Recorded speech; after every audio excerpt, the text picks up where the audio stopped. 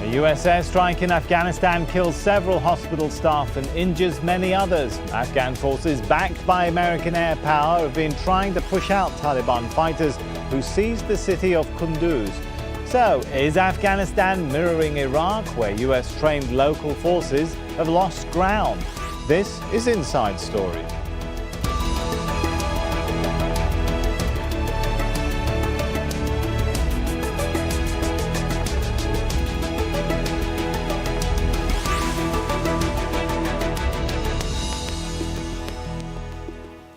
Hello and welcome to the show. I'm Sami Zaidan. Well, the US military is being blamed for an airstrike that hit a hospital in Kunduz, killing several people and wounding dozens more. Afghan forces, backed by American air power, have been trying to push out Taliban fighters from the city after the armed group seized it in less than 24 hours. And it's that success that's worrying the Afghan government and its Western sponsors. It also has echoes of recent battles in Iraq, where another US-trained army has collapsed in combat despite large support from Washington. Well, let's take a closer look at the US military involvement in Afghanistan and Iraq then. Well, the United States has spent an estimated $65 billion on training and equipping Afghan forces. The size of the army and police has doubled since 2008. The US still has 10,000 military personnel in the country. It had planned to leave only 1,000, but that figure may have to be revised upwards. American troops officially withdrew from Iraq in December 2011, but since then around $20 billion has been spent training and equipping Iraqi forces. That investment appears to have not been enough when Iraqi troops were routed by ISIL fighters last year in Iraq's second city of Mosul. Let's bring in our guest now. In Washington, D.C., we have Omar Samad, Senior Advisor to Afghan Chief Executive Abdullah Abdullah. In Baghdad, Jabr member of the Iraqi Parliament. And from Jordan's capital Amman, Kirk Sowell, a risk analysis specialist. Welcome to you all. If I could start with Kirk. Has US policy, the Obama administration policy to, draw down the troop numbers, rely on training and equipping local forces, has that now failed? One thing I would want to do in terms of giving some context to this is to compare and contrast. We're talking about the U.S. experience 2010 to 2011, where there was a withdrawal, just as there is a withdrawal from Afghanistan, and the current situation, 2014, 2015, where there's actually a ramping up. So in 2010, 2011, U.S. troops were withdrawing, and You're talking about in the Iraq, other side Kirk. was very weak at that point. Right, I understand. In Iraq, when U.S. forces left in 2011, Sure. The Sunni insurgency was at a weak point. It had largely been defeated, and that contrast, with Afghanistan. On the other hand, if we're looking at the current situation, the last couple of years, the government, there was a period, let's say from 2011 to 2014, where that relationship, it still existed, but it was largely in abeyance. And so what the administration has had to do is ramp back up again. And there was a train and equip program that was approved late last year, and that the equip program just really started going in May.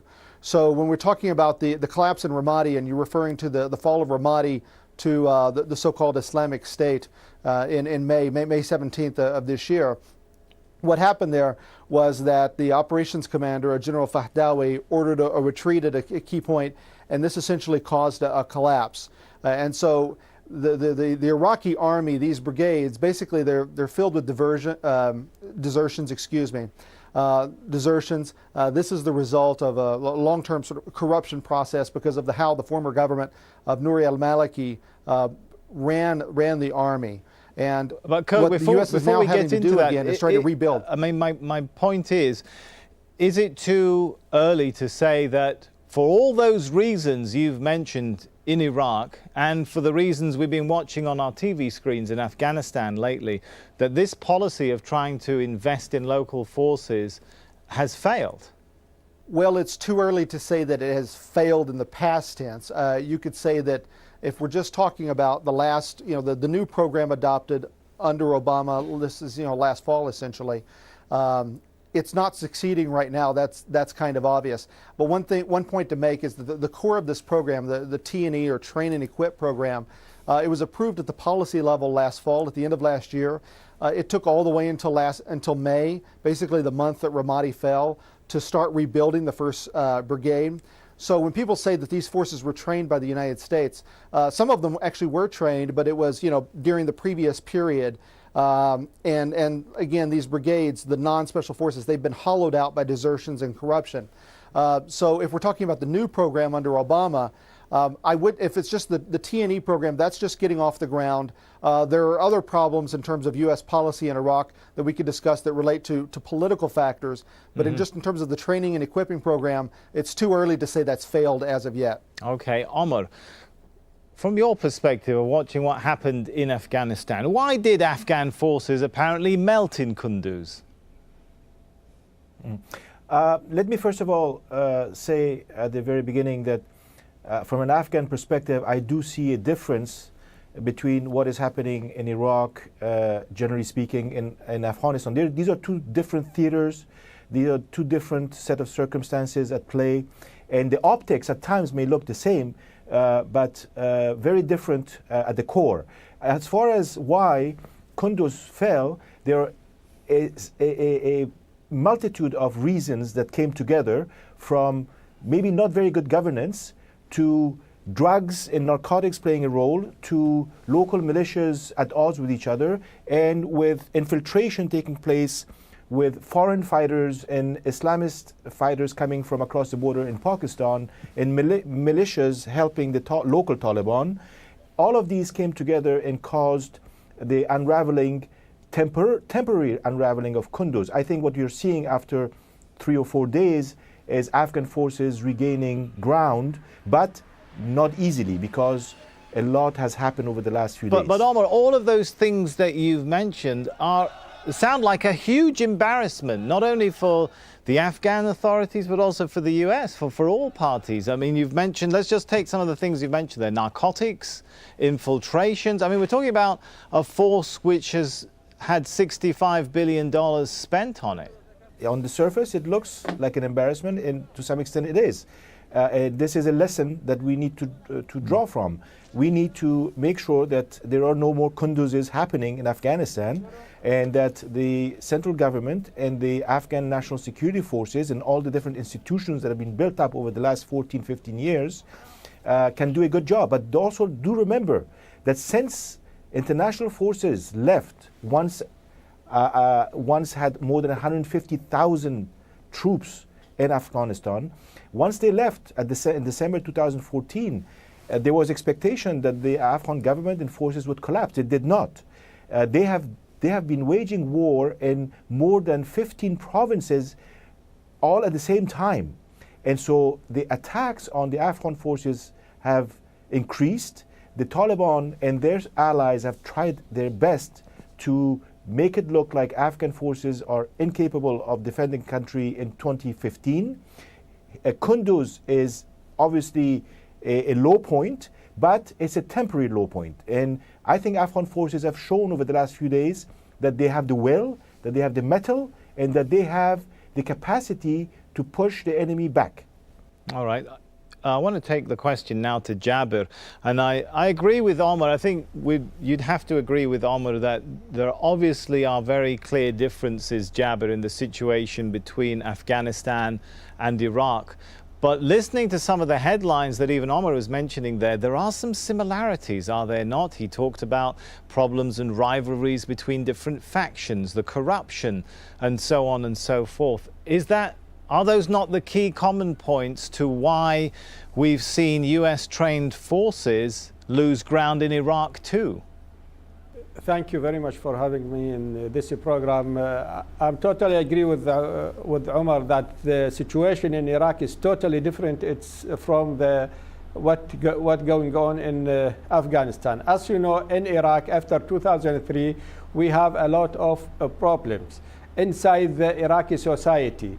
There is rejection from the Sunni society in the beginning to join the police and the army. So the army was the majority of the soldiers and the police. They are from one sector, from the Shia. Then after 2007, 2008, the Sunni, they start to join the police and to join the Iraqi army. So the situation was changed. Now, after 2011, after the Americans, they left, and they signed SOFA agreement with the Iraqi government that they still engaged on training and equipped the Iraqi army and the Iraqi security forces. What happened? It was an internal problem in the national reconciliation process. So it was a delay, and it was something of lack of agreement between the political partner. And what happened after that? We saw the Sunni provinces are a protest. Right, Jabber, was that a mistake, perhaps? Was that overlooked when the US was training local forces, was spending money and equipping and training local forces, if, as you are presenting the picture, that this was becoming a sectarian force that didn't have support within all sections of Iraqi life? Now the new program for the US Army, they are training the Iraqi soldiers. It was very effective in the last 6 months on the ground. I think it is very good to have an accurate program, a training with the coordination of with the Iraqi government to train the tribal people to hold the ground after they liberate the area, the Sunni area from ISIS. So this is in the last 2 months. It was very effective in Ramadi. It was very effective in Tikrit. Now they have a program in Mosul also. They are training. We have around 3,000 trainers from US Army. They are in 3 Iraqi bases. So they are doing training and according to the request of the Iraqi government to train the Iraqi tribes. So I think if they are doing in the right way, it will be very effective. But it should be in coordination with the local people and in the coordination with the riot and the fighter who are suffering. Is that happening? Very briefly, Jabber. Is there enough coordination with local communities who are feeling disenfranchised, like the Sunnis in Ramadi? It is with coordination, but they need more coordination. Okay. They need more coordination. It's not enough coordination. They need more coordination with the local people, because the local people, they know the area, they know the local people, so they know who is bad and who is good. All right, let me bring Kirk back into the picture. How much of these concerns, Kirk, are being addressed now? Very different situations, no doubt, but there does seem to be some common problems here. Divisions in Iraq, divisions in Afghanistan. There may be more ethnic or more religious in either scenario than the other, but there are clearly divisions which apparently haven't been addressed in the way that either the Afghan or the Iraqi army was put together. There is a problem with corruption. There is a problem with loyalties. Defections. I mean, to what extent is that being addressed? Can it be addressed, or are we expecting too much from the Americans? Well, there are a couple of different things here. So let me talk about the army in terms of the training of the army, and then also what is referred to as the Hashd al-Shabi, or the popular mobilization, because both of these involve this issue of integrating Sunnis. As far as the army is concerned, this is something that the U.S. troops are involved in. As I mentioned, the train and equip program. This is going to take years. These brigades, there are 9 federal brigades along with 3 Peshmerga brigades that are supposed to be built up. This is a process that will take years, and it's going to take a lot of patience. I will note that these brigades, like the 6th Brigade in Eastern Anbar, they recruit locally, and part of the reason there aren't a lot of Sunnis is because a lot of Sunnis defected from these brigades.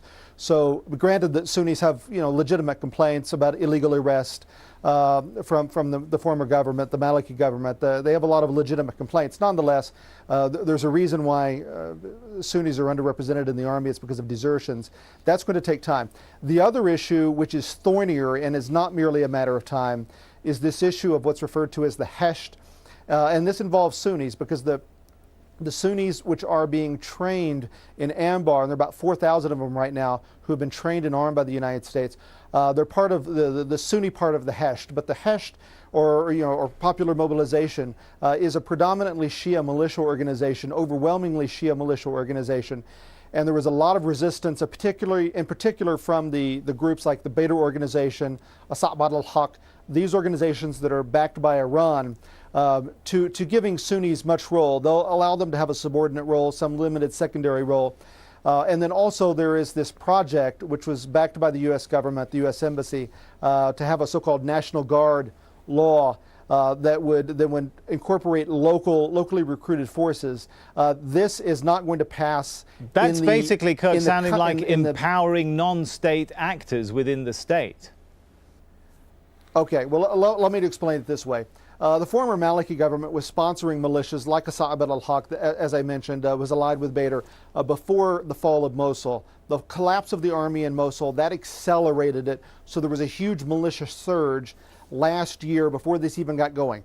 The idea, there are two separate ideas here. One is the idea, the conception of the National Guard by the U.S. government was to have them locally recruited. For example, the National Guard in Anbar would be recruited from Anbar, so they'd be Sunnis policing themselves essentially. Okay, that was the idea.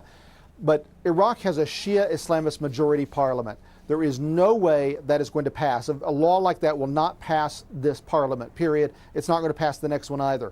Some of the Shia groups want to do is have a version of the national law that will essentially incorporate the Shia militias along with some Sunnis.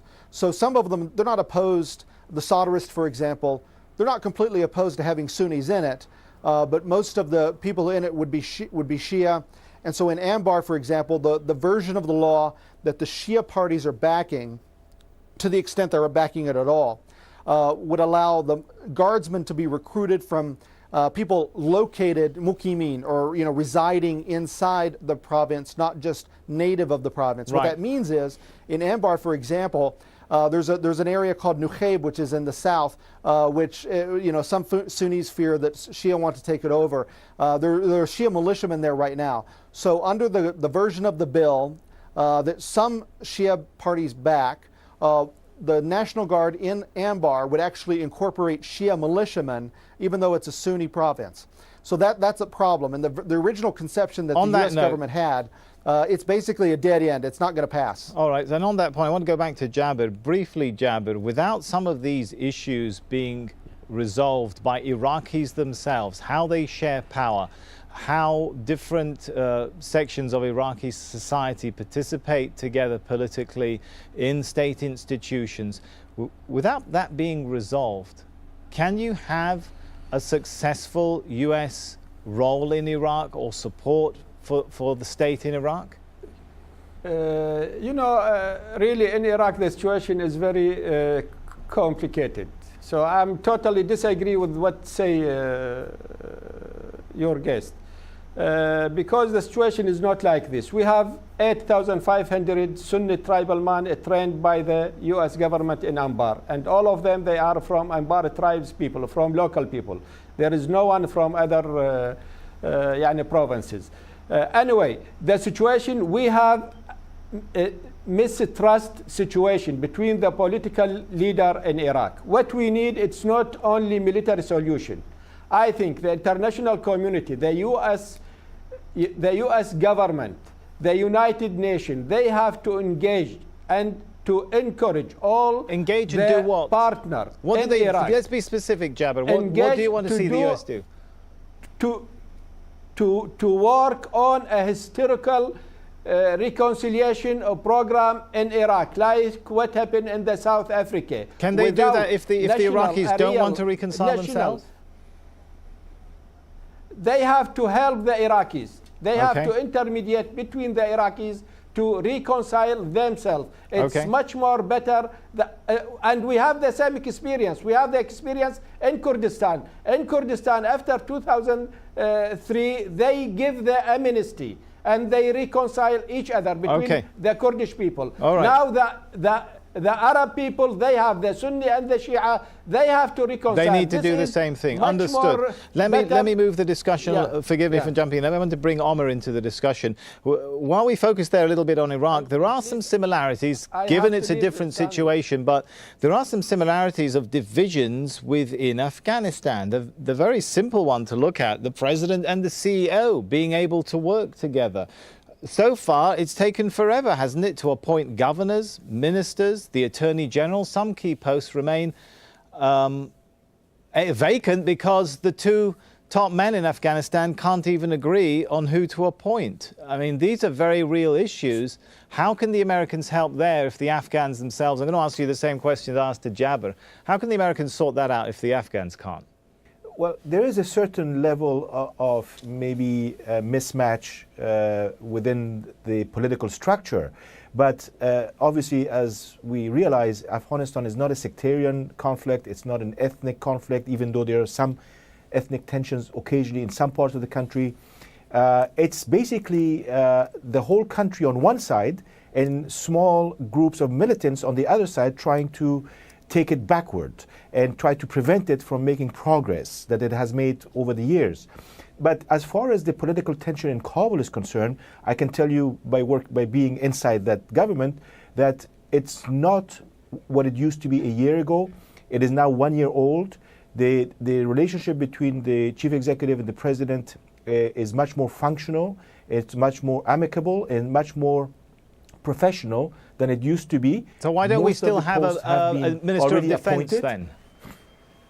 Yes. So the only ministry that has an acting minister but with full authority is the Ministry of Defense, and that will be taken care of soon. All other ministries are filled up. 2/3 of the governorships are filled up. With the exception of a few high-level positions, everything else has been appointed. So there has been progress. Now, what we do need to do is to make sure that this progress translates into a government which is really unified on the same page, working towards the same agenda, right, which is what the two teams are doing. And I think right, that Afghans see this on a daily basis happening within the government structures. All right, I think we've just got a minute left, so I want to ask Kirk, are we at a point really where, you know, you could say it's easy to criticize the Americans, but the Americans do have a lot of influence. Some might ask, why could they not use their influence? Why is it either black or white? Either the Americans have got to put their troops in greater numbers in places like Iraq and Afghanistan, or they should pull them out. Like, those are the only two options. Why can't they work on their political influence, Kirk, and make it clear that further American support will not come to some of these countries unless they meet some of the human rights standards and conditions? In the case of Iraq, there are still human rights groups complaining about the Prime Minister, the current Prime Minister, Haider al-Abadi, not Noor al-Maliki, as not doing enough when it comes into reining in militias within Iraqi institutions, with scrapping the anti-terrorism law and so on. Well, I would say, first of all, that Abadi was elected with U.S. support last year. However, Abadi himself, it's not a consolidated government. He does not control substantial portions of the security services. Of course, it's the militia organizations in particular, and there are Shia militias in Anbar, Badr, and Asa'ib al-Haqr, and the Fallujah, Karma area, although there are also Sunni tribesmen, as Jabber said, who are fighting there.